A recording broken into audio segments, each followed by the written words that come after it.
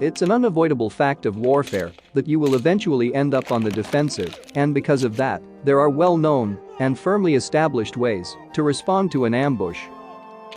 In other words, there is a right way and a wrong way. This is what the army says in its battle drill for reacting to a far ambush. Soldiers in the kill zone immediately return fire and take up covered positions. The leader identifies the enemy's location and soldiers place accurate suppressive fire on the enemy's position.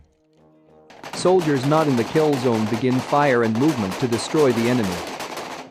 The unit moves out of the kill zone, forces the enemy to withdraw, or destroys the ambush. Then there is this footage of Russian troops being ambushed somewhere in Ukraine. The video shows Russian troops dismounting from a column of vehicles while under fire.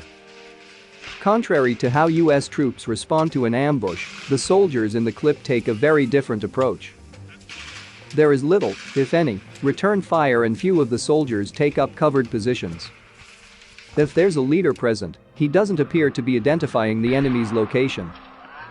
And while it's a short video, the Russian soldiers don't seem to be in any hurry to move out and destroy the enemy, as US forces might. In short, it's a clusterfuck. There are, of course, some caveats. While the Russian invasion of Ukraine has been extensively documented in photos, video, social media posts and news articles, it's also been replete with false stories and misinformation. From the urban legend of the Ghost of Kyiv to the videos of Ukrainian farmers absconding with abandoned Russian armored vehicles to the last stand of Snake Island, it's hard to know what is real and what is part of the complicated information war being waged. The vehicles seen in the video all carry a V symbol, which, like the Z symbol seen elsewhere, may represent one of Russia's avenues of advance into Ukraine. Some have identified the troops as part of the Rosgvardia, Russia's National Guard and security force. However, this cannot be confirmed. But, as with a photo of a squad of Russian soldiers seemingly trapped in an elevator, we can analyze what we see, and in this case, it isn't good. This might be the funniest video of military incompetence I've ever seen. Remember folks, when ambushed, stop directly in the kill zone, huddle together confused and afraid, but don't return fire, and then point your rifle directly at your buddy's head.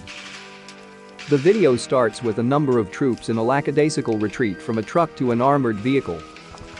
At least a couple of people are in the prone position, aiming under one of the trucks, but there doesn't appear to be anyone actually returning fire. Just seeing how they're handling their weapons, you know that nobody knows what they are doing, said the Marsoc Marine. If you are going to pull back from one vehicle to another, where is the base of fire? Where is the maneuver element? Going from a bad situation to an even worse one, this squad then finds itself bunched up and wedged between an armored vehicle and the guardrail on the side of the road. Granted, a firefight is a chaotic environment, but you don't even need to have graduated from basic training to understand that it's always better to spread out or maintain dispersion, as every veteran of Iraq and Afghanistan was told countless times before and during their deployments. That armored personnel carrier could be of some use, but it doesn't seem to be doing much of anything. And given the number of anti-tank weapons flowing into Ukraine, having an entire squad huddle directly behind one might not be the best idea for cover and concealment. In the video, the Russian troops continue their disorderly withdrawal further down an embankment, although there doesn't appear to be anyone really ordering them where to position themselves. Really, there doesn't seem to be any semblance of leadership or command and control. When an ambush is initiated, the best way out is to assault through, said the Marsoc Marine. They could be trying to maneuver further down the road and then assault across, but they look like they don't even know basic infantry tactics. We've seen some pretty shoddy weapons discipline from Russian soldiers before, and this video appears to be no exception.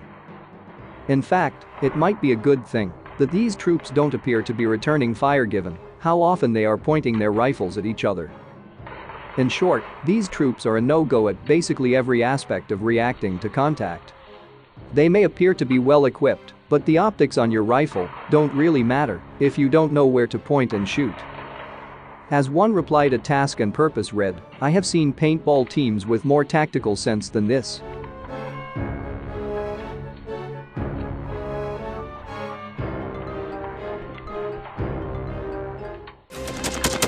Thanks for watching, and don't forget to subscribe.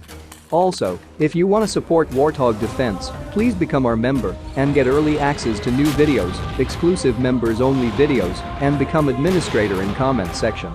The membership link is in the description. Rescues every day. We had a guy last week at 6 rescues in 6 days. You know, he's doing the job every day.